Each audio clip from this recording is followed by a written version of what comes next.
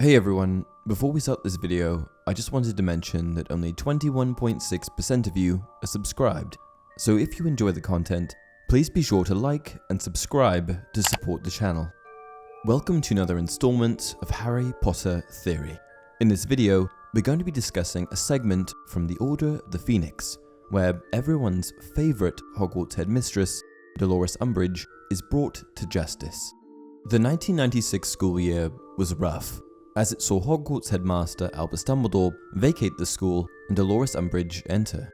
Voldemort was back. This was an inevitable fact, but Cornelius Fudge, who presides over the Ministry of Magic, was simply blinded by fear and denied it vehemently. Dumbledore implored with Fudge to see reason and to acknowledge that Voldemort had in fact returned, but Fudge wouldn't, and in response, he slandered Dumbledore's name. The Daily Prophet would release headline after headline, expressing the slipping standards of Hogwarts, and this is what led to the Ministry's gradual takeover of the school and Umbridge's placement. In that same school year, Umbridge also worked as both the Defense Against the Dark Arts professor and Hogwarts High Inquisitor.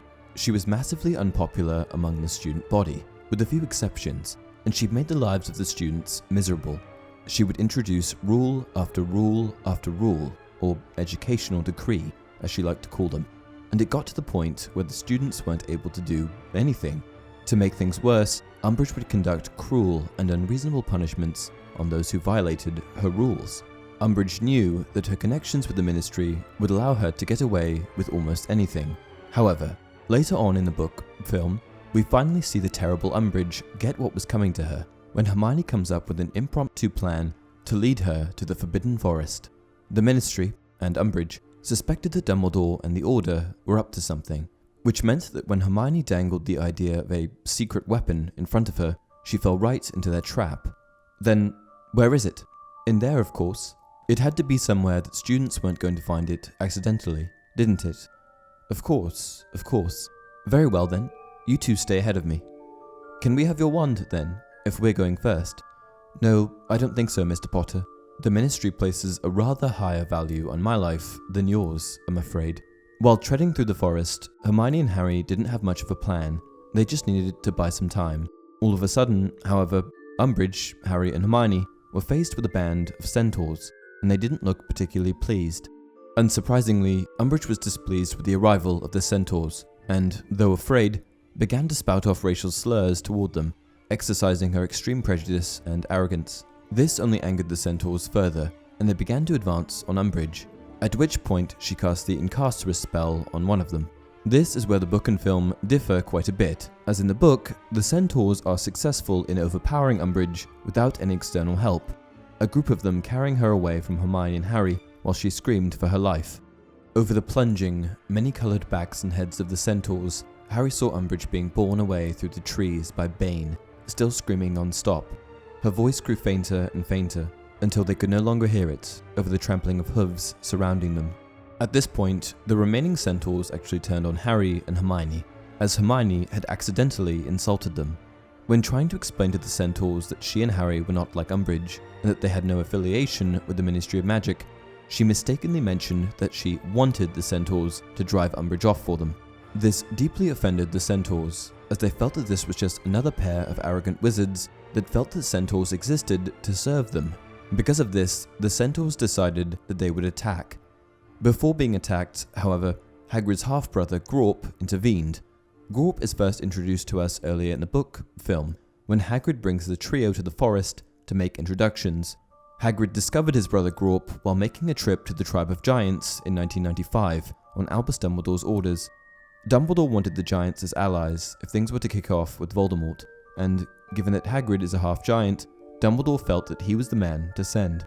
After spending 3 days at the Giants' camp, Hagrid eventually discovered that he has a half-brother, Grawp.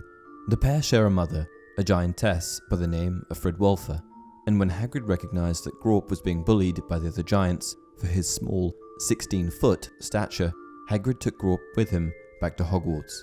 Knowing that he likely wouldn't be able to keep Grawp in plain sight, Hagrid kept Grawp in the Forbidden Forest for months, teaching him manners and pieces of English. Though Hagrid's attempts at domesticating Grawp were largely futile, Hagrid cared for him very much, and it's a good thing that he was around, because he was the reason that Harry and Hermione were able to survive their encounter with the Centaurs. Recognizing that Harry and Hermione were in danger, Grawp intervened, and despite taking a multitude of arrows to the face, was able to successfully chase the Centaurs away. In the film, however, after Umbridge casts the Incarcerus spell on the Centaurs, she is suddenly picked up by Grawp, and with her arms flailing, the Centaurs capitalized on her suspension in midair and took the opportunity to capture her. Though some stray arrows hit Grawp in the process, after they had captured Umbridge, the Centaurs were satisfied and simply fled. However, the question remains, why didn't Umbridge simply use magic on Grawp and free herself from his grasp? After all, she was picked up by the scruff of her neck, which meant that both of her arms were free. Surely she could have cast some sort of spell, couldn't she? Why would she just dangle there desperately and allow the Centaurs to take control of the situation? I have a few theories for why this may have happened. The first reason that she may not have fought back is because she didn't have a wand. As far as I can tell from the scene in the film, Umbridge doesn't have a wand in her hand. Wandless magic, or at least powerful wandless magic, is not as common as you may think, and it may just be that Umbridge never took the time to hone the use of her magical abilities without her wooden vessel. The next reason for why Umbridge may not have fought back is the fact that Grawp is a giant.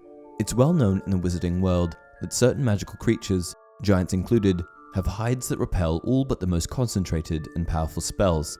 Umbridge, recognizing that she'd been picked up by a creature which was resistant to most of her magic, had no other option than to demand that Grawp put her down. The third and final reason for why Umbridge may not have fought back is that she was simply caught completely off guard. In one moment, Umbridge was at the Hogwarts castle in complete control, and in the next, she was entirely out of her element, totally alone, facing off against a band of Centaurs. The last thing that she expected was to be picked up by a giant, and there was very little time between her actually being picked up and when the Centaurs jumped at the opportunity to capture her. Umbridge's fate certainly seemed uncertain for a while, but she was eventually rescued by Dumbledore. How he managed to rescue her is untelling, but many magical creatures did have a considerable amount of respect for Albus, as shown by their salute at his funeral. The experience for Umbridge was traumatic nonetheless, and she was left with a deep fear of Centaurs for the rest of her life.